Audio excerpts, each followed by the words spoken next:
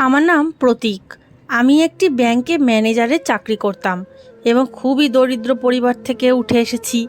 কেউ জানতো না যে আজ আমি এই অবস্থানে পৌঁছানোর পেছনে কী গল্প লুকিয়ে আছে।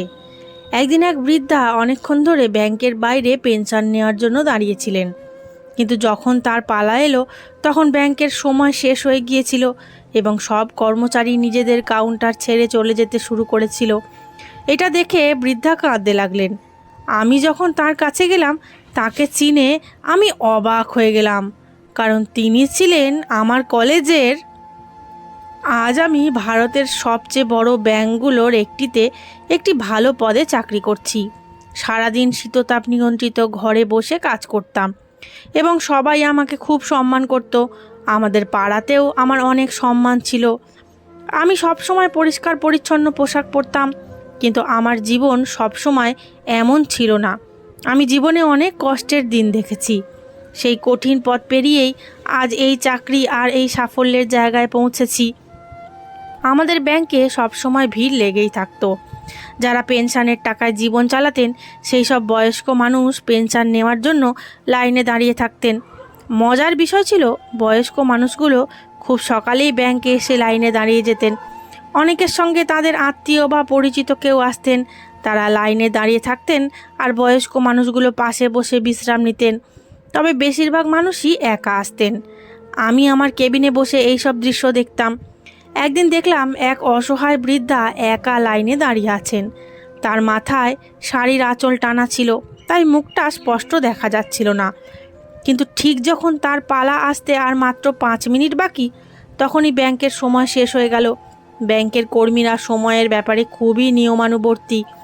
সময় শেষ হওয়ার সঙ্গে সঙ্গেই তারা নিজেদের কম্পিউটার বন্ধ করে দেন এবং তারপর আর কারো কাজ করেন না। যতই কারো জরুরি প্রয়োজন থাকুক না কেন, কিংবা ব্যাংকে যত মানুষই বাকি থাকুক না কেন, সবাইকে পরের দিন আসতে হয়, তবেই তাদের কাজ সম্ভব হয়। কিন্তু সেদিন শুধু ব্যাংকের সময়ই শেষ হয়নি, তারপরের 2 দিনও ছুটি ছিল। তাই ব্যাংক টানা 2 দিন বন্ধ থাকার কথা ছিল। বৃদ্ধা একজন কর্মচারীর সঙ্গে কথা বলতে শুরু করলেন, কিন্তু সেই কর্মচারী তার সঙ্গে তর্কে জড়িয়ে পড়ল এবং জোরে জোরে কথা বলতে লাগলো। আমি এই হইচই দেখে কেবিন থেকে বেরিয়ে এসে বললাম, কি হয়েছে, এত চিৎকার কেন? লোকটি বলল, স্যার, সময় শেষ হয়ে গেছে, সামনে আবার 2 দিন ছুটিও আছে, কিন্তু এই মা বলছেন তাকে আজই পেনশন চাই। তার বাড়িতে নাকি খাওয়ারও কিছু নেই। কিন্তু আপনি তো জানেন স্যার, ব্যাংকের নিয়ম আমি বদলাতে পারবো না। আমি বললাম, ঠিক আছে, তুমি যাও, আমি ওনাকে বুঝিয়ে বলছি। আমি সেই বৃদ্ধার কাছে গেলাম। তিনি এক পাশের বেঞ্চে বসে কাঁদছিলেন। আমি কাছে গিয়ে বললাম, মা, এটা ব্যাংকের নিয়ম, আপনাকে আরও আগে আসা উচিত ছিল। তিনি বললেন, বাবা, আমি তো অনেক আগেই এসেছিলাম, আমি কি করে জানবো এরা এত সময় নেবে? আমি তো 1 ঘন্টা ধরে ওই বেঞ্চে বসে আছি। এর মধ্যে এরা অনেক সময় চা খেতে নষ্ট করেছে। ওই সময়েই তো আমার কাজ হয়ে যাওয়ার কথা ছিল। কেন জানি না ওই মহিলার কণ্ঠস্বর আমার খুব পরিচিত লাগছিল। আমি যখন ভালো করে তার মুখের দিকে তাকালাম, তখন যেন আমার পায়ের নিচ থেকে মাটি সরে গেল। আমি সঙ্গে সঙ্গে নিজের পকেট থেকে 500 টাকা বের করে তার হাতে দিয়ে দিলাম, কারণ তিনি কে সেটা জানলে আপনারাও অবাক হয়ে যাবেন। তাই আমার গল্পের শেষ পর্যন্ত সঙ্গে থাকুন। একসময় আমাদের সব কিছু ছিল। 3 তলা না হলেও নিজেদের একটি বাড়ি ছিল। আমার বাবা মা ছিলেন, আমার 9 বছরের একটি ছোট বোন ছিল। আমাদের পরিবারকে সবাই খুব প্রশংসা করত। অনেকে আমাদের পরিবারকে হিংসাও করত, আবার অনেকে প্রশংসা না করে থাকতে পারতো না, কারণ আমাদের পরিবার সত্যিই খুব সুন্দর ছিল। আমার বাবার ভালো চাকরি ছিল, আমাদের একটি ছোট গাড়িও ছিল, সংসারের সুখ শান্তি ছিল, কোনো কিছুরই অভাব ছিল না। আমরা সবাই একে অপরকে খুব ভালোবাসতাম। মনে হতো জীবনে আর কোনো কিছুরই অভাব নেই, এমনকি দিন দিন সুখ আরও বাড়বে। কিন্তু একদিন আমাদের সেই সুখের সংসারে কারো নজর লাগলো, আর সেই মানুষটি ছিলেন আমারই কাকা, যিনি গ্রামে থাকতেন। তাদের সংসারে ঠিকমতো খাওয়ার টাকাও থাকতো না। আর্থিক অবস্থা ছিল খুবই খারাপ। সারা জীবন তিনি শুধু আয়েশ আর অপচয় করে কাটিয়েছিলেন। নেশা করতেন, অকারণে টাকা উড়িয়ে দিতেন। টাকা জমিয়ে রাখা বা তার মূল্য বোঝার অভ্যাস তার ছিল না। পরে তিনি একটি মহিলাকে বিয়ে করেন এবং তাদের 4টি সন্তান হয়, কিন্তু তারপরও তার স্বভাবের কোনো পরিবর্তন হয়নি। অনেক পরে এসে তিনি জীবন নিয়ে সিরিয়াস হতে চেয়েছিলেন, কিন্তু কখনো পড়াশোনা না করায় ভালো কোনো কাজও পাননি। কিছুদিনের জন্য তিনি আমাদের বাড়িতে থাকতে এলেন। আমাদের বাড়ির পরিবেশ আর জীবনযাপন দেখে তিনি খুবই মুগ্ধ হলেন। তিনি বললেন, তোমরা তো বেশ আরামে আছো, তোমাদের বাড়িতে সব ধরনের সুবিধা আছে, আর আমাদের বাড়িতে তো ঠিকমতো দুবেলা খাবারও জোটে না। বাবা তখন কাকাকে বললেন, আমি জীবনে অনেক পরিশ্রম করেছি, সেই পরিশ্রমের ফলেই আজ এই জায়গায় পৌঁছেছি। সফল হতে হলে কঠোর পরিশ্রম করতেই হয়। আমি কখনো নিজের আরামের কথা ভাবিনি, সবসময় নিজের পরিবার আর সন্তানের ভবিষ্যতের কথাই ভেবেছি। এখন আমার ছেলে বড় হয়েছে, সেও অনেক পরিশ্রম করবে, ঠিক আমার মতোই হবে। বাবার কথা শুনে কাকা চুপ হয়ে গেলেন, কারণ তিনি নিজে কখনো এমন ছিলেন না, আর নিজের সন্তানদেরও ভালো শিক্ষা বা মূল্যবোধ দিতে পারেননি। কাকা আমাদের বাড়িতে প্রায় 2 সপ্তাহ ছিলেন। আমরা তাকে কোনো কিছুতেই বাধা দিইনি। তার যেখানে ইচ্ছে হতো সেখানে বসতেন, যেটা ব্যবহার করতে ইচ্ছে করতো আমাদের অনুমতি ছাড়াই ব্যবহার করতেন। তিনি প্রায়ই বাবাকে নানা প্রশ্ন করতেন, তোমার কাছে এত টাকা কোথা থেকে আসে, টাকা কোথায় রাখো, বাড়িতে রাখো নাকি ব্যাংকে, কোনো সঞ্চয় আছে? এই ধরনের সব ব্যক্তিগত প্রশ্নই তিনি বাবাকে করেছিলেন। বাবা তাকে নিজের ভাই ভেবে সব কথা খুলে বলেছিলেন, যদিও মা বিষয়টি একেবারেই পছন্দ করেননি। তিনি বাবাকে বলেছিলেন, বাড়ির ব্যক্তিগত বিষয়গুলো এইভাবে কাউকে বলা ঠিক নয়, এগুলো সবার সঙ্গে ভাগ করে নেওয়ার মতন কথা নয়। কিন্তু মা এভাবে বাধা দেওয়ায় বাবা খুবই বিরক্ত হয়েছিলেন। তিনি মাকে বললেন, অঙ্কিত আমার ছোট ভাই, ওর কাছে আমার কোনো গোপন কথা নেই। তুমি আমাকে আমার বাবা মায়ের কাছ থেকে দূরে সরিয়ে দিয়েছ। আমি গ্রাম ছেড়ে তোমাদের সঙ্গে এখানে থাকতে এসেছি। এখন কি আমি আমার নিজের ভাইয়ের সঙ্গেও কথা বলবো না? সে আমার ছোট ভাই, অন্তত ওর সঙ্গে তো আমাকে কথা বলতে দাও। কিন্তু শেষ পর্যন্ত ঠিক সেটাই হলো। মা যেটা আন্দাজ করেছিলেন সেটাই সত্যি প্রমাণিত হলো। বাবা তার সব গোপন কথা কাকাকে বলে দিয়েছিলেন। একদিন হঠাৎ কাকা নিজের জিনিসপত্র গুছিয়ে বলতে লাগলেন যে তাকে কোথাও যেতে হবে। বাবা বললেন, এত তাড়াহুড়ো করে কোথায় যাচ্ছ? তুমি তো আরও কয়েকদিন এখানে থাকার কথা ছিল, হঠাৎ কি হলো? আজ তো তোমার ভাইজির জন্মদিন, অন্তত আজকের দিনটা থেকে যাও, চাইলে কাল চলে যেও। কিন্তু কাকা কিছুতেই থাকতে রাজি হলেন না।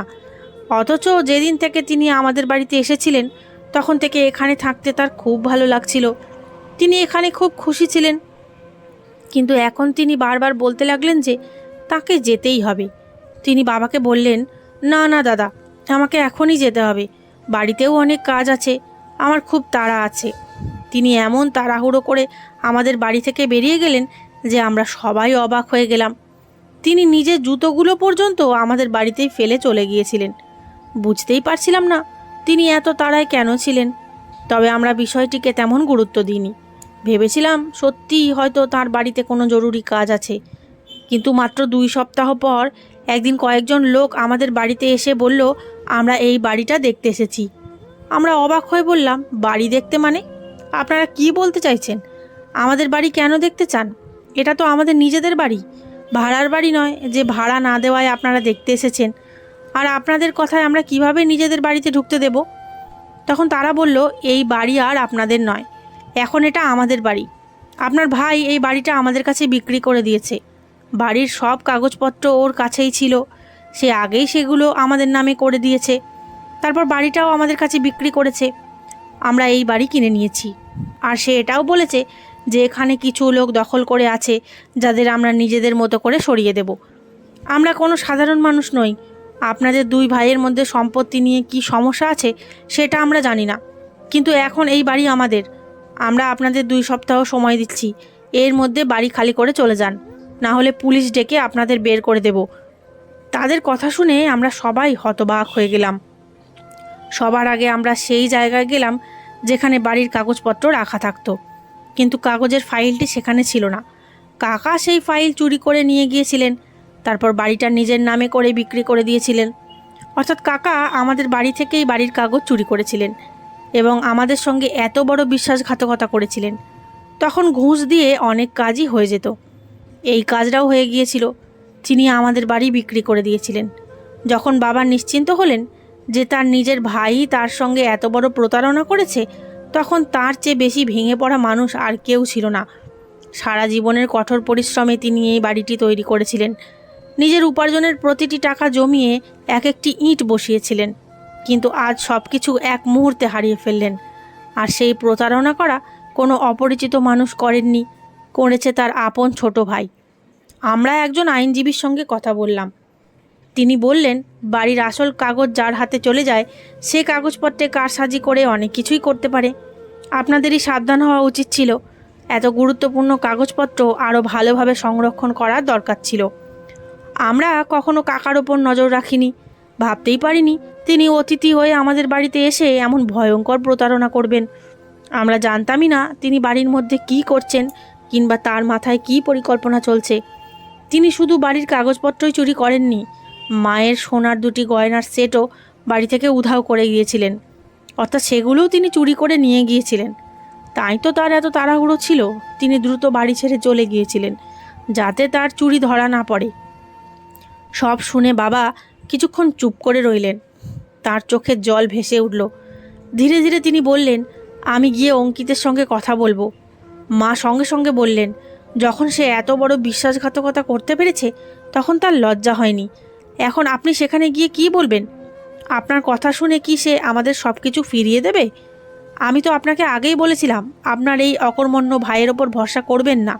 সে নিজে যেমন নষ্ট মানুষ, তেমনই আপনার সুখ শান্তিও কেড়ে নিল। ওকে তো বাড়িতে ঢুকতে দেওয়াই উচিত ছিল না, কিন্তু এখন দেখুন কত বড় সর্বনাশ হয়ে গেল। মায়ের গলা কান্নায় ভারী হয়ে গিয়েছিল, তার মুখে গভীর দুঃখের ছাপ ফুটে উঠেছিল, কিন্তু বাবা কিছুই বলতে পারলেন না। তিনি নিজের মুখ দুহাতে ঢেকে ফেললেন, যেন নিজেকেই দোষ দিচ্ছিলেন। এই সব কিছু তার অন্ধবিশ্বাসের ফল। সেই দিনের পর থেকে মা বাবার মধ্যে প্রায়ই ঝগড়া হতে লাগলো। দুজনের মনেই কষ্ট ছিল, কিন্তু সেই কষ্টের কথাগুলোই একে অপরের জন্য আরও গভীর আঘাত হয়ে উঠেছিল। বাবা বলতেন, আমি ভুল করেছি ঠিকই, কিন্তু তোমার কথা শুনে কি নিজের ভাইকে বাড়ি থেকে বের করে দিতাম? মা বলতেন, হ্যাঁ, বের করে দেওয়াই উচিত ছিল। এমন নীচ মানুষকে বাড়িতে রাখা উচিতই ছিল না।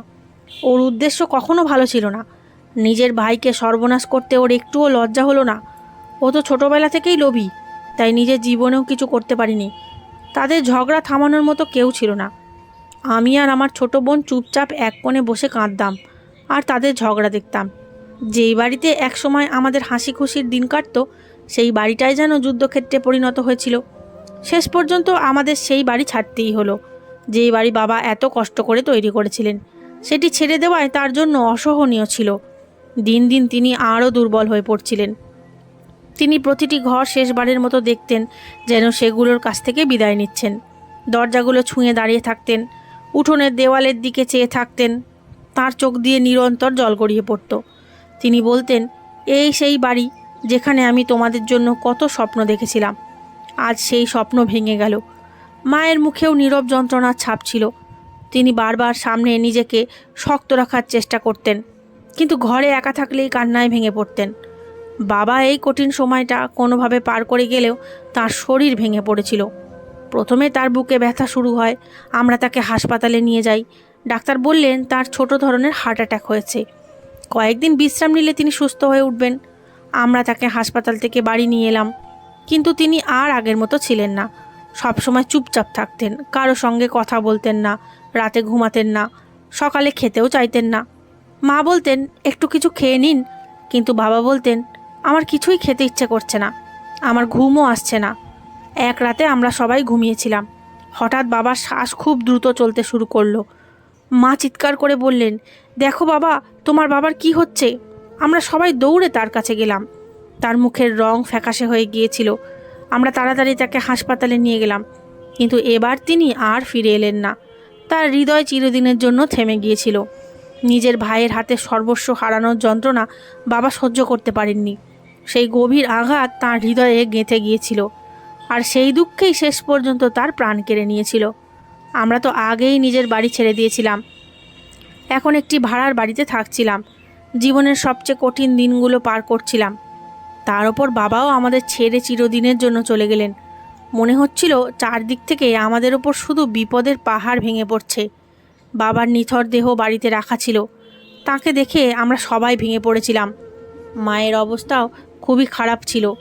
তিনি বারবার বলতে লাগলেন, আমি যদি তোমাকে ওর হাত থেকে সাবধান হতে বলতাম আর তুমি যদি আমার কথা শুনতে, তাহলে আজ আমাদের এই পরিণতি হতো না। এখন বাড়িও চলে গেল, গাড়িও বিক্রি করতে হলো, আর তোমার বাবাও আমাদের ছেড়ে চলে গেলেন। আমি নিজের হাতে বাবার শেষকৃত্য সম্পন্ন করেছিলাম, নিজের হাতেই তার চিতায় আগুন দিয়েছিলাম। সেই মুহূর্তে মনে হচ্ছিল আমার সব কিছু শেষ হয়ে গেছে। তখন পরিস্থিতি এমন ছিল যে আমার কোনো চাকরিও ছিল না। আমি তখনও পড়াশোনা করছিলাম, উচ্চ মাধ্যমিকও শেষ করতে পারিনি। আমরা গাড়ি বিক্রি করে কিছু ঋণ শোধ করলাম এবং বাকি জরুরি খরচগুলো মিটিয়ে নিলাম। কিন্তু এক ঝটকায় আমাদের পুরো জীবন বদলে গিয়েছিল। একই সঙ্গে বাড়ি হারালাম, গাড়ি হারালাম, আর বাবাকেও হারালাম। মা অসুস্থ হয়ে পড়লেন। আমাদের জীবনে আর কোনো আনন্দ অবশিষ্ট ছিল না। আমি স্কুলে গিয়ে আমার শিক্ষিকা রেখা শুক্লা ম্যাডামের সঙ্গে দেখা করলাম। তাকে বললাম আমি আর কোনো দিন পড়তে আসতে পারবো না। আমাদের সঙ্গে যা যা ঘটেছে সব খুলে বললাম। এটাও জানালাম যে এখন আমাকে নিজের পরিবারকে সামলাতে হবে। রেখা ম্যাডাম বললেন, তুমি অন্তত ইন্টারমিডিয়েটের পরীক্ষাটা দিয়ে যাও, নইলে পরে আর কিছুই করতে পারবে না। জীবনের যে কোনো পর্যায়ে পড়াশোনা কাজে লাগে। যদি পড়াশোনায় কোনো অসুবিধা হয় আমি তোমাকে সাহায্য করব। অন্তত ইন্টারমিডিয়েটটা শেষ করে ফেলো। রেখা ম্যাডাম আমাকে খুব স্নেহ করতেন। আমি বললাম, ম্যাডাম, আমার পক্ষে আর পড়াশোনা করা খুব কঠিন হবে। যতদিন পরীক্ষা চলবে ততদিন আমাদের সংসার কিভাবে চলবে? তিনি বললেন, আমি তোমাকে কিছু টাকা দেব, কিন্তু তুমি অবশ্যই পরীক্ষা দেবে। তোমার জীবন গড়ে উঠবে, ভবিষ্যৎ ভালো হবে। এই পড়াশোনাই একদিন তোমার কাজে লাগবে। আমি শুধু তোমার ভালোর জন্যই বলছি। আমি তার কথা মেনে নিয়েছিলাম। তিনি আমাকে 20 দিনের খরচের টাকা দিয়েছিলেন, যাতে পরীক্ষার সময় আমাদের সংসার চলতে পারে। আমি সেই টাকা নিয়ে বাড়ি ফিরে এলাম। কিন্তু তখন আমার মন আর মাথার ভেতরে কী ঝড় চলছিল সেটা শুধু আমিই জানতাম। আমি জানতাম পরীক্ষা তো দিয়ে দেব, কিন্তু ইন্টারমিডিয়েট পাশ করেও শেষ পর্যন্ত কী বা করতে পারবো। ভেবেছিলাম এরপর দিনমজুরের কাজ করব, সংসারের খরচ চালাবো, মা আর ছোটো বোনের দেখাশোনা করব। মা তখন প্রায়ই অসুস্থ থাকতেন, আর আমার বোনও ছিল খুব ছোট। জীবনের কঠিন দায়িত্ব আমার কাঁধে এসে পড়েছিল। পরীক্ষা শেষ হওয়ার পর মা বললেন, এখন তোমার একটা চাকরির খোঁজা উচিত। এখন তুমিই আমাদের একমাত্র ভরসা। সব দায়িত্ব তোমাকেই নিতে হবে। তোমাকে ছাড়া এখন আমাদের আর কেউ নেই। তোমার ওপরই আমাদের সব আশা। আমি মাকে সান্ত্বনা দিয়ে বললাম, আপনি চিন্তা করবেন না, আমি সর্বোচ্চ চেষ্টা করব সব কিছু আবার ঠিক করার। মাঝে মাঝে সব কিছু খুব অবাস্তব মনে হতো। কয়েক মাস আগেও কত সুন্দর ছিল আমাদের জীবন। বাবা আমার পকেটে টাকা দিয়ে দিতেন, কখনো অর্থের অভাব অনুভব করিনি। আমাদের নিজেদের বাড়ি ছিল, আমরা সবাই খুব সুখে ছিলাম। আর আজ এত বড় বিপদ আমি কিভাবে সামলাবো? দারিদ্র্য আর অভাব কী জিনিস তা আমি কোনোদিনই দেখিনি। এরই মধ্যে আমার পরীক্ষার ফল বেরোলো। আমি পাশ করেছিলাম, কিন্তু বুকের ভেতর একটা হাহাকার রয়ে গেল। মনে হচ্ছিল যদি পরিস্থিতি এত খারাপ না হতো, যদি বাবা মারা না যেতেন, যদি আমাদের সংসার ভেঙে না পড়তো, যদি এত দুশ্চিন্তা মাথায় না থাকতো, তাহলে হয়তো আমি প্রথম হতাম। ছোটবেলা থেকেই আমি পড়াশোনায় খুব ভালো ছিলাম। শিক্ষকরাও আমার কাছে অনেক আশা করতেন। কিন্তু জীবনের একের পর এক আঘাত আমার মনকে পড়াশোনা থেকে সরিয়ে দিয়েছিল। ফলাফলের দিন মার্কশিট হাতে নিয়ে বাবার মুখটাই বারবার চোখের সামনে ভেসে উঠছিল। বাবা সবসময় বলতেন, আমার ছেলে একদিন বড় অফিসার হবে। সেদিন সেই স্বপ্নটাই যেন আমার বুকের মধ্যে কাঁটার মতো বিঁধছিল। আমি চুপচাপ বাড়ি ফিরে এলাম। মায়ের মুখেও গভীর বিষণ্ণতা ছিল। তিনি বললেন, বাবা, তুমি তো পাশ করেছো, এটাই অনেক বড় কথা। কিন্তু আমি জানতাম তার মনেও সেই একই স্বপ্ন ছিল, যে স্বপ্নটা বাবাও দেখতেন। পরের দিন আমি স্কুলে গিয়ে আবার রেখা ম্যাডামের সঙ্গে দেখা করলাম। তিনিই তো আমার কঠিন সময়ে পাশে দাঁড়িয়ে আমাকে পড়াশোনা চালিয়ে যাওয়ার সাহস দিয়েছিলেন। আমি তার সামনে বসে ধীরে ধীরে বললাম, ম্যাডাম, আমি আর পড়তে পারবো না।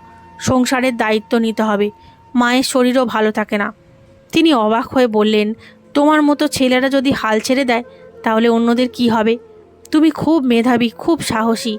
এত কষ্টের মধ্যেও তুমি উচ্চ মাধ্যমিকের পরীক্ষা শেষ করেছো, এরপর ইন্টারমিডিয়েটও শেষ করতে পারবে। আমি তার দিকে তাকিয়ে বললাম, আপনি আমার জন্য যা করেছেন তার জন্য আমি সারা জীবন কৃতজ্ঞ থাকব। আর আপনি আমাকে যে টাকা দিয়েছিলেন সেটাও আমি যত তাড়াতাড়ি সম্ভব আপনাকে ফিরিয়ে দেব। আমার কথা শুনে তিনি মৃদু হেসে বললেন, না বাবা, আমি তোমার কাছ থেকে সেই টাকা কোনোদিনও ফেরত দেব না। আমি সেই টাকা কোনো খারাপ জায়গায় খরচ করিনি। আমি একজন ভালো মানুষের পরিশ্রম আর ভবিষ্যতের ওপর বিনিয়োগ করেছি। আমি অবাক হয়ে বললাম, ম্যাডাম আপনি কি বলছেন? তিনি হেসে বললেন, হ্যাঁ আমি একদম ঠিক বলছি, তোমার চাকরি হয়ে গেছে। তিনি জানালেন স্কুলটি সরকারি হলেও আমাকে সেখানে অস্থায়ীভাবে কাজ দেওয়া হবে, স্কুলের ক্যান্টিনে কাজ করতে হবে। কথাটা শুনে আমার বুকের ভেতর হালকা একটা ব্যথা অনুভব করলাম। আমি বললাম, যদি আমি এই একই স্কুলে পড়তে না এসে কাজ করতে আসি তাহলে আমার খুব কষ্ট হবে। রেখা ম্যাডাম মুচকি এসে বললেন, কে বলেছে তুমি শুধু কাজই করবে? তুমি প্রাইভেটে পড়াশোনাও চালিয়ে যাবে, আমি তোমার জন্য বই এনে দেব, আর আমার যখনই ফ্রি পিরিয়ড থাকবে তখন তোমাকে পড়াবো। তার কথা শুনে আমার মন আনন্দে ভরে উঠল। আমার পুরো জীবনে তার মতো মানুষ আর দেখিনি। তিনি প্রতিটি দিক থেকে আমাকে সাহায্য করেছিলেন। আমার মন থেকে সব সময় তার জন্য আশীর্বাদ বেরিয়ে আসতো। মনে হচ্ছিল অন্ধকার পথের মাঝে হঠাৎ যেন একটি প্রদীপ জ্বলে উঠেছে। কয়েকদিন পর আমার ক্যান্টিনে চাকরি হয়ে গেল। কাজ খুব কঠিন ছিল না। সকালে তাড়াতাড়ি এসে পরিষ্কার পরিচ্ছন্নতা করা, চা বিস্কুট সাজিয়ে রাখা, আর দুপুরে ছাত্রছাত্রীদের খাবার পরিবেশন করা, এই ছিল আমার কাজ। সন্ধ্যার মধ্যে কাজ শেষ হয়ে যেত। সবচেয়ে ভালো বিষয় ছিল, যে খাবারগুলো বেঁচে যেত সেগুলো আমাকে বাড়িতে নিয়ে যেতে দেওয়া হতো। এতে আমাদের সংসারও চলতে লাগলো, আর মা ও ছোটো বোনের খাবারেরও কোনো কষ্ট থাকলো না। দুপুরবেলা যখন রেখা ম্যাডামের ফ্রি পিরিয়ড থাকতো তখন তিনি বিশ্রাম না নিয়ে আমাকে পড়াতেন। কখনো কখনো আমি বলতাম, ম্যাডাম আপনি নিশ্চয়ই খুব ক্লান্ত হয়ে পড়েছেন। আমি বলতাম, ম্যাডাম আপনি একটু বিশ্রাম নিন, আপনি তো আমার জন্য আগে থেকেই অনেক কিছু করছেন। তিনি হেসে বলতেন, না বাবা, তোমাকে পড়াতে আমার খুব শান্তি লাগে, তোমাকে সাহায্য করেও আমার অনেক ভালো লাগে। তিনি আমার পড়াশোনার জন্য প্রয়োজনীয় কোর্সেরও ব্যবস্থা করে দিয়েছিলেন। তবে তিনি বলতেন, পড়াশোনার জন্য পরিশ্রম কিন্তু তোমাকেই করতে হবে। আমি যদি আমার স্বস্তি আর সময় ত্যাগ করতে পারি তাহলে তুমিও তোমার সময় পড়াশোনায় দেবে। তিনি আর শুধু আমার শিক্ষিকা ছিলেন না, তিনি আমার কাছে মায়ের মতো স্নেহময়ী একজন মানুষ হয়ে উঠেছিলেন। তার সম্পর্কে আমি খুব বেশি কিছু জানতাম না, শুধু জানতাম তিনি একাই থাকেন। একদিন আমি স্কুলের আরেকজন শিক্ষকের কাছে তার সম্পর্কে জানতে চাইলাম। তখন জানতে পারলাম তার বিয়ে হয়েছিল, কিন্তু স্বামীর সঙ্গে সম্পর্ক ভালো না থাকায় বিয়ের প্রায় 1 বছরের মধ্যেই তাদের বিবাহ বিচ্ছেদ হয়ে যায়। তারপর থেকে তিনি একাই থাকেন এবং নিজের সমস্ত সময় স্কুল আর ছাত্রছাত্রীদের সেবায় উৎসর্গ করে দিয়েছেন। তিনি চাইলে আবার বিয়ে করতে পারতেন, নিজের যৌবন একা কাটাতে হতো না, কিন্তু তিনি তা করেননি। তার বিশ্বাস ছিল তিনি আর বিয়ে করবেন না, বাকি জীবন অন্যদের জন্যই কাটিয়ে দিতে চান। এ কথা জেনে আমি খুব অবাক হয়েছিলাম। এত ভালো একজন মানুষের সঙ্গেও জীবন এত অবিচার করতে পারে। তবে আমার মনে একেবারে দৃঢ় বিশ্বাস জন্মেছিল যে তিনি সত্যিই একজন সৎ, ভদ্র এবং মহান হৃদয়ের মানুষ। কারণ তিনি আমার মতো অসহায় এক ছেলেকে কোনো স্বার্থ ছাড়াই সাহায্য করে যাচ্ছিলেন। এভাবেই সময় কেটে যাচ্ছিল। পড়াশোনার পাশাপাশি আমি ক্যান্টিনে কাজ করতাম, সেখানে বেতনও পেতাম, খাবারও পেতাম। কোনোভাবেই আমাদের সংসার চলতে শুরু করেছিল। কিন্তু মায়ের অসুস্থতা দিন দিন বাড়ছিল। বাবাকে হারানোর শোক তার হৃদয়ে এমনভাবে গেঁথে গিয়েছিল যে তিনি আর কোনোদিন পুরোপুরি সুস্থ হতে পারেননি। আমি যখন ইন্টারমিডিয়েটের পরীক্ষা দিয়ে ভালো নম্বরে পাশ করলাম, মা খুব খুশি হয়েছিলেন, কিন্তু সেই সুখ বেশি দিন স্থায়ী হলো না। কয়েকদিন পরেই তিনিও চিরদিনের জন্য আমাদের ছেড়ে চলে গেলেন। আমার পৃথিবী আবারও ভেঙে পড়ল। আগে বাবা চলে গেলেন, তারপর মাও। এখন আমার কাছে শুধু আমার ছোট বোনটাই রয়ে গেল, যে ধীরে ধীরে বড় হয়ে উঠছিল। অনেক দিন আমি একেবারে ভেঙে পড়েছিলাম। ক্যান্টিনে কাজ করলেও মনটা সব সময় ভারী হয়ে থাকতো। কিন্তু তখনও রেখা ম্যাডাম আমার পাশে দাঁড়িয়েছিলেন। তিনি এসে বললেন, প্রতীক, তোমাকে হার মানা চলবে না, জীবন এখনও শেষ হয়ে যায়নি। তোমার বাবা মা এই পৃথিবীতে নেই ঠিকই, কিন্তু তুমি তো এখনও বেঁচে আছো। তাদের স্বপ্ন এখনও বেঁচে আছে, সেই স্বপ্নগুলো তোমাকেই পূরণ করতে হবে। তুমি যদি তাদের স্বপ্ন পূরণ করতে পারো তাহলে তাদের আত্মা কতটা শান্তি পাবে তা তুমি কল্পনাও করতে পারবে না। আমি ধীরে ধীরে বললাম, ম্যাডাম আমি পড়াশোনা করে কি করব, যখন আমার আপন মানুষগুলোই আর আমার সঙ্গে নেই? আমার তো মনে হয় ধীরে ধীরে আমার সব কিছু শেষ হয়ে যাচ্ছে। তিনি আমার কাঁধে হাত রেখে বললেন, একদিন তোমার এই পড়াশোনায় অনেক মানুষের উপকারে আসবে। যদি নিজের জন্য নাও করতে পারো, অন্তত অন্যদের জন্য কিছু করতে পারবে। আমি তার কথা মেনে নিলাম। তারপর বিয়েতে ভর্তি হলাম। এখন আমার জীবনের একটাই লক্ষ্য ছিল, আমার ছোট বোনকে একটা সুন্দর ভবিষ্যৎ দেওয়া। আমি প্রাইভেটে বিয়ে পড়তে লাগলাম। ক্যান্টিনে চাকরি করতাম, পড়াশোনা করতাম আর রাতে স্কুলের ভেতরেই ঘুমিয়ে পড়তাম। আমার পড়াশোনার প্রায় সব খরচই গত কয়েক বছর ধরে রেখা ম্যাডাম বহন করছিলেন। তার প্রতি আমার কৃতজ্ঞতা শেষ ছিল না। সময় কেটে গেল, আমি বিয়ে শেষ করলাম। এদিকে আমার বোনও কলেজে পড়ার মতো বড় হয়ে গেল। আমি সব সময় ওকে নিয়ে চিন্তায় থাকতাম, তাই ওকে আমার ছোট মাসির বাড়িতে পাঠিয়ে দিলাম। আমার মাসির 3টি মেয়ে ছিল। তিনি খুবই ভদ্র, স্নেহশীলা এবং ভালো মানুষ ছিলেন। তিনি আমাদের খুব ভালোবাসতেন। আমার বোনকে তিনি নিজের মেয়ের মতোই আগলে রেখেছিলেন। সেখানে আমার বোন তার মামাতো বোনদের সঙ্গে খুব শান্তিতে থাকতে শুরু করলো। এতে আমিও কিছুটা নিশ্চিন্ত হতে পারলাম। মাসির বাড়ি খুব দূরে ছিল না, একই শহরের অন্য একটি পাড়ায় ছিল। আমি সপ্তাহে অন্তত 2বার বোনের সঙ্গে দেখা করতে যেতাম। ওর সঙ্গে কথা বলতাম, ওর ইচ্ছা আকাঙ্ক্ষার কথা জানতে চাইতাম। ওর যদি কোনো কিছুর প্রয়োজন হতো তা কিনে নিয়ে যেতাম, কিছু হাত খরচও দিয়ে আসতাম। বোনের সঙ্গে দেখা করে আমার খুব শান্তি লাগতো। ওকে সেখানে সুখে শান্তিতে থাকতে দেখে মনটা ভরে যেত। কারণ আমার মাসি আমাকে আশ্বাস দিয়েছিলেন। তিনি বলেছিলেন, প্রতীক বাবা, ঐশ্বর্যাকে নিয়ে একদম চিন্তা করো না, আমরা ওর খুব ভালোভাবে দেখাশোনা করছি। ও এখানে খুব ভালো আছে আর মন দিয়ে পড়াশোনাও করছে। আমার জীবন তখন খুব সাধারণভাবে কোনো রকমে চলছিল। দিন কেটে যেত কঠোর পরিশ্রমে, আর রাত কেটে যেত প্রার্থনা করতে করতে। মাঝে মাঝে স্কুলের খালি শ্রেণীকক্ষে একা বসে বাবা মায়ের কথা মনে পড়ত। তখন চোখ ভিজে উঠত, কিন্তু নিজেকেই আবার বোঝাতাম আমি তাদের স্বপ্নের একমাত্র উত্তরাধিকারী। তাদের সব স্বপ্ন আমাকেই পূরণ করতেই হবে, আমার হার মানার অধিকার নেই। আমি জানতাম যদি আমি থেমে যাই তাহলে সব শেষ হয়ে যাবে। তাই আমি নিজের সঙ্গে প্রতিজ্ঞা করেছিলাম আমি আর কোনো দিন থামব না। এরপর আমার পরবর্তী লক্ষ্য ছিল MA করা। সেটা সহজ ছিল না, কিন্তু রেখা ম্যাডাম বললেন, এবার তোমাকে প্রাইভেট নয়, রেগুলার কোর্সে পড়তে হবে, তবেই তোমার ভবিষ্যতের জন্য ভালো হবে। প্রতিবারের মতো এবারেও তিনি আমার পাশে ছিলেন। আমি ধীরে ধীরে বললাম, ম্যাডাম, রেগুলার কোর্সের ফি অনেক বেশি। আমার অবস্থা তো এমন যে যা রোজগার করি তাতে কোনো রকমের সংসার আর বোনের খরচই চলে, তাহলে রেগুলার পড়ব কিভাবে? তিনি স্নেহভরে আমার দিকে তাকিয়ে বললেন, চিন্তা করো না বাবা, তোমার জন্য আমি কোনো না কোনো ব্যবস্থা করবই। তোমার কাজ শুধু মন দিয়ে পড়াশোনা করা, বাকি সব আমার ওপর ছেড়ে দাও। তিনি স্কুল কর্তৃপক্ষের সঙ্গে কথা বললেন। তারপর আমাকে ক্যান্টিনের কাজ থেকে সরিয়ে ছোট ছোট ক্লাসের ছাত্রছাত্রীদের পড়ানোর দায়িত্বে পাইয়ে দিলেন। এটা আমার জীবনের এক বিশাল পরিবর্তন ছিল। এত বছর ধরে তিনি আমাকে যেভাবে শাসন করছিলেন তাতে মাঝে মাঝে আমার মনে হতো তিনি আমাকে নিজের সন্তানের মতোই ভালোবাসেন। কখনো তিনি আমার পাশে দাঁড়াতে পিছিয়ে যাননি, কখনো তার সাহায্য করার ইচ্ছা কমেনি, বরং সেই ভালোবাসা দিয়েই তিনি আমার জীবনের প্রতিটি কঠিন পথ সহজ করে তুলছিলেন। যখন আমার এই নতুন চাকরিটা হলো এবং ছোটদের পড়ানোর সুযোগ পেলাম, তখন আমার আয়ও বেড়ে গেল, সমাজে সম্মানও বাড়ল। জীবনে প্রথমবার আমার মনে হলো আমার পরিশ্রম সত্যিই ফল দিতে শুরু করেছে। আমি রেগুলারে ভর্তি হয়ে বিশ্ববিদ্যালয়ে পড়াশোনা শুরু করলাম। বিয়েতে আমার ভালো ফল হওয়ায় বিশ্ববিদ্যালয় থেকেও কিছু ফি ছাড় পেয়েছিলাম, তাতে কিছুটা সুবিধা হয়েছিল। আমি এই সুযোগটাকে কোনোভাবেই নষ্ট করিনি। সকালে বিশ্ববিদ্যালয়ে যেতাম আর বিকেলে স্কুলে এসে ছোটদের পড়াতাম। আমার পুরো দিনটাই খুব ব্যস্ত হয়ে উঠেছিল, কিন্তু এই বাস্তবতার মধ্যেও মনে গভীর এক শান্তি ছিল। কারণ আমি জানতাম আমার জীবনে রেখা ম্যাডামের মতো একজন কোমল হৃদয়ের মহান শিক্ষিকা আছেন। তিনি না থাকলে হয়তো আজ আমি জীবনের কোথায় হারিয়ে যেতাম তা আমি নিজেও জানি না। আমার MA এর ক্লাস খুব ভালোভাবেই চলছিল। আমি সারাদিন মন দিয়ে পড়াশোনা করতাম।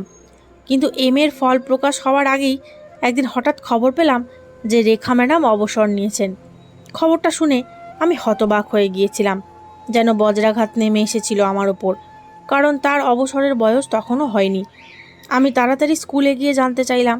সবাই একই কথা বলল, তিনি নিজেই এসে ইস্তফাপত্র জমা দিয়ে চলে গেছেন। তারপর থেকে তিনি কোথায় গেছেন কেউ জানে না। আমি তার বাড়ির ঠিকানাও জানতাম।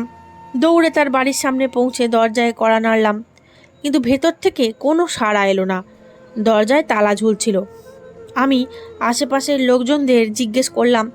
তারা বলল, বাবা, উনি তো এখান থেকে চলে গেছেন। কোথায় গেছেন আমরা কেউ জানি না, কাউকে কিচ্ছু বলেও যাননি। আমরা শুধু তাকে আসতে যেতে দেখতাম। এটুকুই জানি যে তিনি একাই থাকতেন। যেদিন চলে গেলেন সেদিনও একাই নিজের জিনিসপত্র নিয়ে বেরিয়ে গিয়েছিলেন। তারপর আর কখনো ফিরে আসেননি। কথা শুনে আমি ভেতর থেকে ভেঙে পড়লাম। আমার চোখে জল এসে গেল। আমি চারদিকে রেখা ম্যাডামকে খুঁজে বেড়ালাম, কিন্তু তার কোনো খোঁজই পেলাম না। তিনি শুধু আমার একজন শিক্ষিকাই ছিলেন না, তিনি ছিলেন আমার আদেশ, আমার মায়ের মতো একজন মানুষ। তাকে ছাড়া আমার হৃদয় যেন একেবারে শূন্য হয়ে গেল।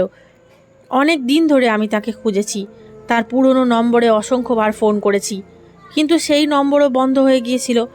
তার পরিচিতদের কাছেও খোঁজ নিয়েছিলাম, কিন্তু কেউই তার সম্পর্কে কোনো খবর দিতে পারেনি। মনে হচ্ছিল তিনি যেন হাওয়ায় মিলিয়ে গেছেন। আমি কিছুই বুঝতে পারছিলাম না, হঠাৎ এমন কি ঘটল। গতকাল পর্যন্ত তো তিনি আমার সঙ্গেই ছিলেন, আমাকে সাহস দিতেন, সাহায্য করতেন, পড়াতেন, আর আজ তিনি হঠাৎ করে কোথায় যেন হারিয়ে গেলেন। আমার পৃথিবী যেন আবারও একবার ভেঙে পড়ল। আমার মনে হতো তাকে ছাড়া আমি কোনোদিনই এমএতে ভালো ফল করতে পারবো না। রাতের পর রাত আমি তার কথা ভেবে কাঁদতাম। বই খুললেই তার বলা কথাগুলো কানে ভেসে আসতো, তার মুখটা বারবার চোখের সামনে ভেসে উঠত। মনে হতো যদি একবার তার সঙ্গে দেখা করতে পারতাম, কিন্তু তিনি কোথায় হারিয়ে গেছেন তা কেউই জানতো না। তিনি সবসময় বলতেন, বাবা, কোনোদিনও সাহস হারাবে না, এই পড়াশোনাই একদিন তোমার সবচেয়ে বড় শক্তি হবে। তার চলে যাওয়ার পর বারবার আমার মন ভেঙে পড়তো, কিন্তু তারপর নিজেকেই বলতাম, এটাই তো আমার আসল পরীক্ষা। যদি আজ আমি হেরে যাই, তাহলে তার এত বছরের সমস্ত পরিশ্রম বৃথা হয়ে যাবে। আমি নিজেকে সামলে নিলাম, ভাবলাম আমাকে আরও বেশি পরিশ্রম করতে হবে। তিনি আমার জন্য যে স্বপ্ন দেখেছিলেন তা আমাকে পূরণ করতেই হবে। তিনি আমার পাশে থাকুন বা না থাকুন, তার দেওয়া সাহস আর আশীর্বাদ সব সময় আমার সঙ্গে থাকবে। তবু মাঝে মাঝে মনে ভয় জাগতো, যদি তিনি কোনো বিপদে পড়ে থাকেন, যদি তার সঙ্গে কোনো খারাপ ঘটনা ঘটে থাকে, যদি কেউ তার কোনো ক্ষতি করে থাকে। যদি তা নাই হয়, তাহলে তিনি হঠাৎ এভাবে অদৃশ্য হয়ে গেলেন কিভাবে? তবে স্কুলের সবাই বলেছিলেন তিনি নিজের ইচ্ছাতেই ইস্তফা দিয়েছিলেন। তখন তিনি পুরোপুরি সুস্থ ছিলেন, তার কোনো সমস্যা ছিল না। তিনি কেন চাকরি ছাড়ছেন সেই কারণও কাউকে জানাননি। তারপর থেকে আমি প্রতিদিন তার জন্য প্রার্থনা করতাম, তিনি যেখানেই থাকুন যেন সুস্থ, নিরাপদ এবং সুখে থাকেন। আমি তার শেখানোর প্রতিটি কথা মনে রেখে পরিশ্রম করতাম। মনে মনে বলতাম, রেখা ম্যাডাম, আপনি যেখানেই থাকুন না কেন, নিশ্চয়ই দেখছেন আপনার ছেলে এখনও আপনার ত্যাগ আর উপদেশ ভুলে যায়নি। সময়ের সঙ্গে সঙ্গে আমি তার স্বপ্নও পূরণ করলাম। আমার পড়াশোনা শেষ হলো, আমার ছোট বোনেরও বিয়ে দিয়ে দিলাম। মাসিও আমাকে অনেক সাহায্য করেছিলেন। যে ছেলেটির সঙ্গে আমি আমার বোনের বিয়ে দিয়েছিলাম, আমার বোনও তাকে ভালোবাসতো। আমার কাছে বোনের সুখের চেয়ে বড় আর কিছুই ছিল না। ছেলেটি শিক্ষিত ছিল, ভালো চাকরি করত এবং ভালো মানুষও ছিল। তাই নিশ্চিন্ত মনে আমি বোনের বিয়ে দিয়ে দিলাম। এবার বোনকে নিয়ে আমার আর কোনো দুশ্চিন্তা রইল না। যদি সে নিজের পছন্দের মানুষের সঙ্গে সুখে থাকে, তাহলে আমার আর কি চাই। মাসি প্রায়ই বলতেন, বাবা, এবার তোরও বিয়ে করা উচিত। আমি তোর জন্য একটা ভালো ভদ্র সংসারী মেয়ে দেখে দেব, যে তোকে আর তোর সংসারকে ভালোভাবে বুঝবে। কিন্তু আমি তাকে না করে দিয়েছিলাম। বলেছিলাম, মাসি, এখন আমি বিয়ে করতে পারবো না, আগে আমাকে নিজের জীবনটা পুরোপুরি গুছিয়ে নিতে হবে। আমার কথা শুনে মাসি চুপ করে গিয়েছিলেন। আমি তাকে বলেছিলাম, আপনি আমার মায়ের মতো, আপনি সব সময় আমার আর আমার বোনের এত যত্ন নিয়েছেন, আমি আপনার কাছে সারা জীবন কৃতজ্ঞ থাকব। আসলে সব আত্মীয়দের মধ্যে একমাত্র তিনিই আমাদের সত্যিকারের খোঁজ খবর নিয়েছিলেন। বাকিদের কাছে আমাদের কোনো মূল্যই ছিল না। তিনি সব সময় আমাদের পাশে দাঁড়িয়েছিলেন। সত্যি, মানুষ ঠিকই বলে, মাসি অনেক সময় মায়ের মতনই হয়ে ওঠেন। এখন আমি একেবারে একা হয়ে গিয়েছিলাম। খালি ঘর, খালি বাড়ি, আর সেই নীরবতা যা বুকের ভেতরটা কেটে দিত। কিন্তু জীবন আমাকে আবারও উঠে দাঁড়ানোর সুযোগ দিয়েছিল। আমার কঠোর পরিশ্রমের ফল আসতে শুরু করেছিল। ভাগ্য যেন অবশেষে আমাকে চিনে নিয়েছিল।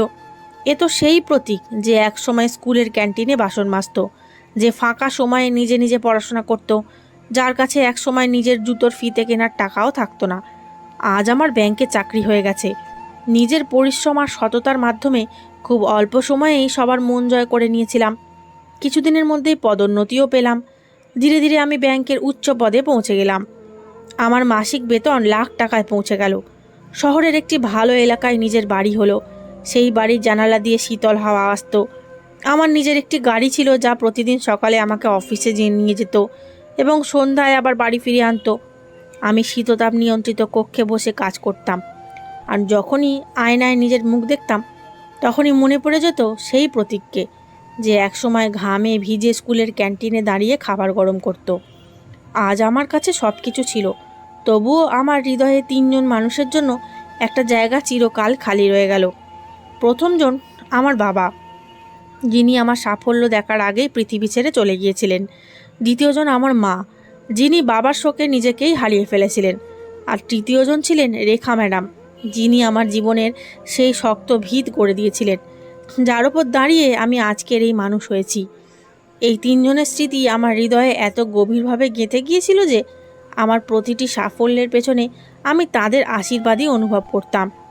অফিসে যখন কেউ আমার প্রশংসা করে বলতো, প্রতীক স্যার, আপনার মতো মানুষ খুবই কম দেখা যায়, তখন সবার আগে আমার মনে পড়তো আমার সেই শিক্ষিকার কথা।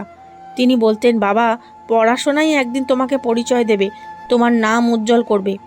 আমি ভাবতাম তিনি যদি আজ বেঁচে থাকতেন তাহলে কতই না খুশি হতেন, কিন্তু তিনি তো হঠাৎ করেই কোথায় যেন হারিয়ে গেলেন, যেন বাতাসে মিলিয়ে গেলেন। আমি তাকে অনেক খুঁজেছি, কিন্তু আর কোনোদিনও তার দেখা পাইনি।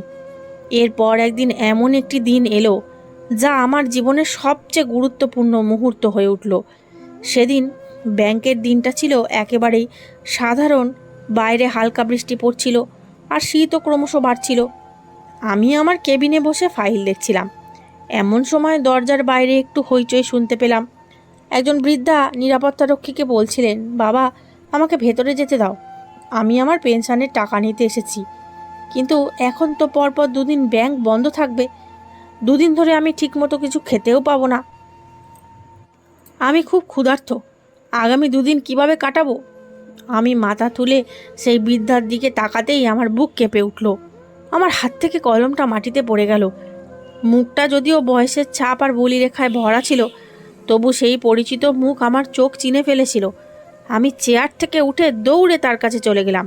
ব্যাংকের সবাই অবাক হয়ে দেখছিল, একজন উচ্চপদস্থ ব্যাংক অফিসার কেন একজন ভিখারির মতো দেখতে বৃদ্ধার দিকে ছুটে যাচ্ছে।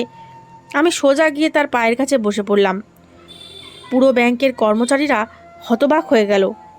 আমি বললাম, ম্যাডাম, আপনি কি আমাকে চিনতে পারছেন না? আমি প্রতীক, আপনার ছাত্র। তিনি কিছুক্ষণ আমার দিকে তাকিয়ে রইলেন, যেন স্মৃতির কুয়াশার আড়াল থেকে কোনো মুখ খুঁজে বের করার চেষ্টা করছেন।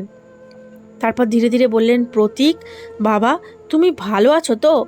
হ্যাঁ, আমি তোমাকে চিনতে পেরেছি। আমার চোখে জল এসে গেল। আমি বললাম, হ্যাঁ ম্যাডাম, আমি ভালো আছি। আজ আমি যে অবস্থানে পৌঁছেছি সবই আপনার জন্য। আমি তার হাত ধরে বললাম, আপনি আমার সঙ্গে চলুন, আমার বাড়ি কাছেই, আমি আপনাকে নিয়ে যাই। কিন্তু তিনি বললেন, না বাবা, আমি তোমার সঙ্গে যেতে পারবো না, শুধু আমাকে আমার বাড়ি পর্যন্ত পৌঁছে দাও। আমি বললাম, ঠিক আছে ম্যাডাম, আমি আপনাকে আপনার বাড়িতে পৌঁছে দিচ্ছি। আমি মনে মনে ভাবছিলাম পথে তার জন্য কিছু চাল ডাল আর নিত্য প্রয়োজনীয় জিনিস কিনে দেব, যাতে অন্তত পরের 2 দিন তাকে না খেয়ে থাকতে না হয়। আমি গাড়ি আনতে বললাম। তাকে ধীরে ধীরে ধরে গাড়িতে বসিয়ে জিজ্ঞেস করলাম, ম্যাডাম, আপনি কোথায় থাকেন? তিনি একটু ইতস্তত করে ঠিকানাটা বললেন, যেন বলতে লজ্জা পাচ্ছিলেন। যে শিক্ষিকা একদিন নিজের ছাত্রকে মানুষ করেছিলেন, আজ তাকেই সেই ছাত্রের সাহায্য নিতে হচ্ছে। আমি এলাকার নাম শুনেই বুকের ভেতরটা হাহাকার করে উঠল, কারণ সেই এলাকায় শহরের সবচেয়ে দরিদ্র মানুষরা বাস করত। খোলা নর্দমা, খালি পায়ে ঘুরে বেড়ানো শিশু, আর এমন এক পরিবেশ যেখানে দিনের আলোতেও মানুষের জীবনে যেন অন্ধকার নেমে থাকে। আমি তখনই বুঝে গিয়েছিলাম সময় তার জীবনকে কতটা নির্মমভাবে বদলে দিয়েছে। যিনি একদিন আমার জীবনের আলো ছিলেন, আজ তিনিই ক্ষুধার্ত, অসহায় আর নিঃস্ব হয়ে বেঁচে আছেন। আমি তাকে তার বাড়ির সামনে নিয়ে এলাম, কিন্তু ওটা কোনো বাড়ি ছিল না, একটা ছোট্ট ঝুপড়ি। আমি স্তব্ধ হয়ে গেলাম। যে মানুষটা আমার জন্য এত কিছু করেছিলেন, যিনি একজন সরকারি স্কুলের শিক্ষিকা ছিলেন, আজ তিনি এমন একটি ঝুপড়িতে থাকতে বাধ্য হয়েছেন। ঝুপড়ির চারপাশ কাদায় ভরা ছিল, এখানে ওখানে কয়েকটা ছোট ইট ছড়িয়েছিল, ভাঙা প্লাস্টিকের ড্রাম রাখা ছিল বৃষ্টির জল আটকানোর জন্য। দেওয়ালগুলো কাদামাটি দিয়ে তৈরি, আর ছাদের ওপর পুরনো ত্রিপল আর প্লাস্টিক টাঙানো ছিল। দরজা বলতে কিছুই ছিল না, শুধু একটা পুরনো চাদর ঝুলছিল। আমি সেই চাদর সরিয়ে ভেতরে ঢুকতেই বুকটা কেঁপে উঠল। ভেতরে একটা পুরনো খাট ছিল, যা জায়গায় জায়গায় ভেঙে গিয়েছিল। তার ওপর একটি জীর্ণ বিছানা পড়েছিল, যার রং বহু আগেই মুছে গেছে। এক কোণে একটা ছোট্ট মাটির উনুন, পাশে কালো হয়ে যাওয়া একটা হাঁড়ি, জলের জন্য একটা ছোট মাটির কলসি, একটা ঝুড়িতে কয়েকটা বাসন আর কিছু কাপড় রাখা ছিল। আমি ভাবছিলাম বৃষ্টি হলে এই ঘরের কোথা দিয়ে জল পড়ে, গরমকালে এখানে কিভাবে থাকা যায়, শীতের রাতে কিভাবে ঠান্ডা সহ্য করেন, এই অবস্থায় তিনি নিজের নিরাপত্তা কিভাবে নিশ্চিত করেন। এই ভাবনাগুলো মাথায় আসতেই আমার চোখ ভিজে উঠল। প্রথমে ভেবেছিলাম শুধু কিছু রেশন কিনে দিয়ে চলে আসব, কারণ তিনি আগেই বলেছিলেন তার কাছে কোনো টাকা নেই। কিন্তু সেই মুহূর্তেই আমি সিদ্ধান্ত নিলাম তাকে এক মুহূর্তের জন্যও এখানে রেখে যাব না। আমি ধীরে ধীরে বললাম, আপনি আমার সঙ্গে চলুন, আমার বাড়িতে চলুন। তিনি মাথা নেড়ে বললেন, না বাবা, আমি তোমার ওপর বোঝা হতে চাই না। এটাই এখন আমার জীবন, এটাই আমার ঘর। আমি তার চোখের দিকে তাকিয়ে বললাম, আপনি কোনোদিনই আমার ওপর বোঝা হতে পারেন না, বরং আপনি তো একদিন আমার জীবনের সবচেয়ে বড় বোঝা হালকা করেছিলেন। চলুন, আমি আপনাকে এখানে এক মুহূর্তের জন্য রেখে যাব না। তার চোখেও জল চলে এলো। মনে হচ্ছিল তিনি কিছু বলতে চান কিন্তু বলতে পারছেন না। ঠিক তখন পাশের ঝুপড়ি থেকে এক মহিলা বেরিয়ে এলেন। তিনি সন্দেহভরা চোখে তাকিয়ে বললেন, রেখা, এ কে, কার সঙ্গে যাচ্ছ? তার কণ্ঠে বিস্ময়ের সঙ্গে সন্দেহ ছিল। রেখা ম্যাডাম একবার মাথা থেকে পা পর্যন্ত আমার দিকে তাকালেন। তার মুখে একসঙ্গে স্নেহ আর গর্ব ফুটে উঠল। তারপর সেই মহিলার দিকে তাকিয়ে শান্ত গলায় বললেন, এ আমার ছেলে, আমি ওর সঙ্গেই যাচ্ছি।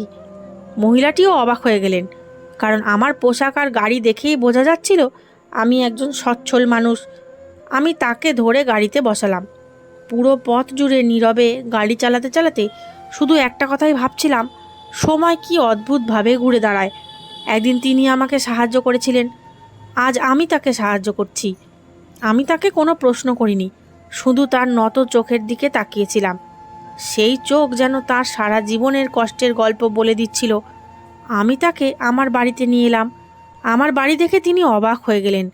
তিনি একটি বড় পরিষ্কার পরিচ্ছন্ন ড্রয়িং রুমে ঢুকলেন, যেখানে নরম সোফা আর দেওয়ালে সাদামাটা অথচ সুন্দর ছবি টাঙানো ছিল। তার মুখে হালকা একটা হাসি ফুটে উঠল।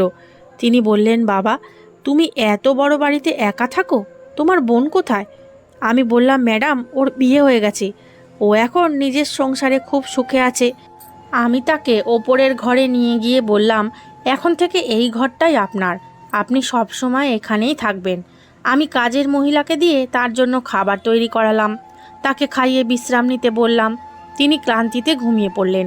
তার মুখে এমন এক শান্তির ছাপ ফুটে উঠেছিল যেন বহু বছর পর তিনি নিশ্চিন্তে ঘুমোচ্ছেন। এরপর আমি বাজারে গিয়ে তার জন্য নতুন কাপড়, ওষুধ এবং প্রয়োজনীয় সব জিনিস কিনে আনলাম। যা যা দরকার হতে পারে বলে মনে হলো সবই নিয়ে এলাম এবং তার ঘরে সুন্দর করে রেখে দিলাম। তিনি ঘুম থেকে উঠে নতুন কাপড়গুলো দেখলেন, স্নান করে পরিষ্কার জামা কাপড় পরে বাইরে এলেন। তার মুখটা অনেক পরিষ্কার আর আগের চেয়ে অনেক বেশি শান্ত ও উজ্জ্বল লাগছিল। রাতের খাবারের ব্যবস্থা হয়ে গিয়েছিল, টেবিলে সব সাজানো ছিল।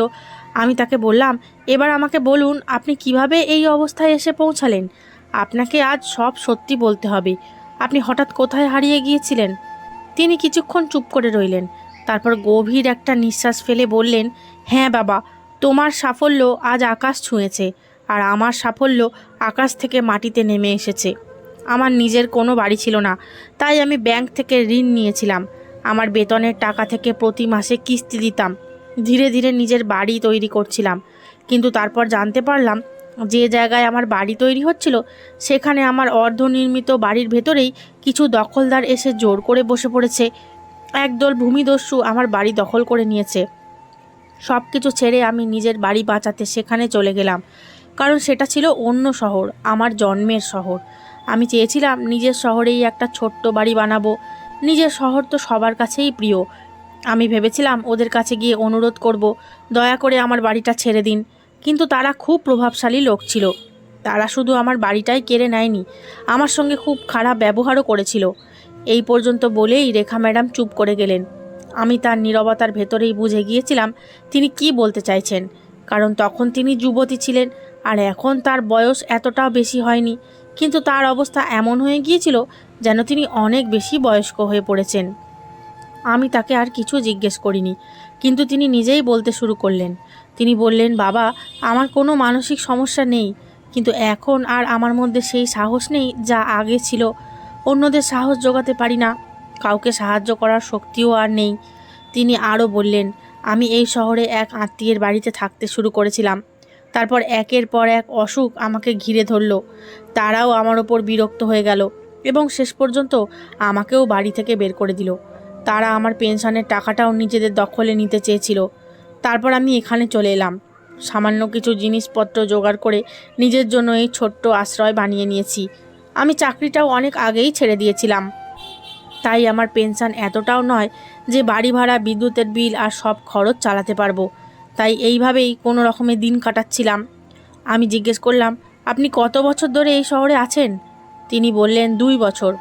আমি বললাম, আপনি আমার সঙ্গে যোগাযোগ করেননি কেন? তিনি মৃদু হেসে বললেন, বাবা, যদি আমি তোমাকে খুঁজতে চাইতাম হয়তো তোমাকে পেয়েও যেতাম, কিন্তু আমি ভয় পেতাম তুমি যদি ভাবো আমি তোমার উপর যে উপকার করেছিলাম তার প্রতিদান চাইতে এসেছি, তাই আর যোগাযোগ করিনি। কথা শুনে আমার চোখে জল চলে এলো। আমি বললাম, আপনি যদি উপকারের প্রতিদান চাইতেও আসতেন তবুও সেটা দেওয়া আমার কর্তব্য ছিল। আপনি আমার জন্য এত ভালো করেছেন, আপনার আমার কাছেই আসা উচিত ছিল। তবে ঈশ্বরকে ধন্যবাদ, ভাগ্য শেষ পর্যন্ত আমাদের আবার মিলিয়ে দিয়েছে। আমি তার হাত ধরে বললাম, এখন থেকে আপনি আমার সঙ্গেই থাকবেন। যেভাবে আপনি সেই মহিলাকে বলেছিলেন এ আমার ছেলে, ঠিক সেভাবেই আমিও সবাইকে বলবো আপনি আমার মা। তাছাড়া শিক্ষক আর ছাত্রের সম্পর্কও তো মা ছেলের মতোই হয়। আমি বললাম, আজ থেকে এই বাড়ি আপনারই বাড়ি, এটাই আপনার ঠিকানা। আপনি আর কোনোদিন একা থাকবেন না, আমি সব সময় আপনার পাশে আছি। আমার কথা শুনে তার চোখে এক অদ্ভুত আলো জ্বলে উঠল, যেন বহু বছরের সমস্ত কষ্ট এক মুহূর্তে ভুলে গেছেন। তার মুখে সেই প্রশান্তি ফুটে উঠেছিল যা শুধু একজন মা তার সন্তানের কাছে থাকলেই অনুভব করেন। তিনি খুব খুশি হয়ে বললেন, বাবা, জীবনের শেষ বয়সে তুমি আমাকে আবার সম্মান ফিরিয়ে দিলে। আমি তো ভেবেই নিয়েছিলাম বাকি জীবন এভাবেই কেটে যাবে। এরপর থেকে রেখা ম্যাডামের পেনশনের টাকা সরাসরি আমার কাছেই আসতো। আমি নিজে ব্যাংক থেকে এনে তার হাতে তুলে দিতাম। তবে সব সময় বলতাম, আপনি 1 টাকাও খরচ করবেন না, এই টাকা আপনার অধিকার, কিন্তু আপনার জন্য যা যা দরকার সব আমি করব। আমি তার জন্য আলাদা একজন পরিচারিকা রেখে দিয়েছিলাম। বাড়িতে আগেও কাজের লোক ছিল, কিন্তু আমি চাইনি কেউ অন্য কাজের ফাঁকে তার দেখাশোনা করুক। আমি চেয়েছিলাম একজন মানুষ শুধু তাঁরই সেবা করুক, তাঁর যত্ন নিক। তিনি সারা জীবন অন্যের সন্তানদের মানুষ করেছেন, এবার সময় এসেছে তাকে বিশ্রাম দেওয়ার। তাই একজন পরিচারিকা সারাদিন শুধু তাঁর সেবাতেই ব্যস্ত থাকতো, আর আমরা দুজন, একজন শিক্ষক আর একজন ছাত্র, মা আর ছেলের মতো একই বাড়িতে শান্তিতে থাকতে শুরু করলাম।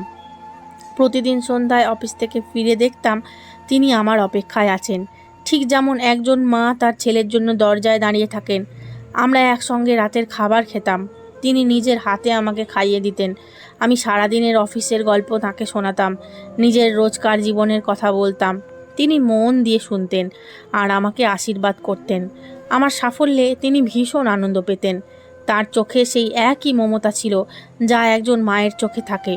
তার জীবনেও যেন নতুন রং ফিরে এসেছিল। আগে তিনি সবসময় চুপচাপ থাকতেন, দুঃখে ডুবে থাকতেন।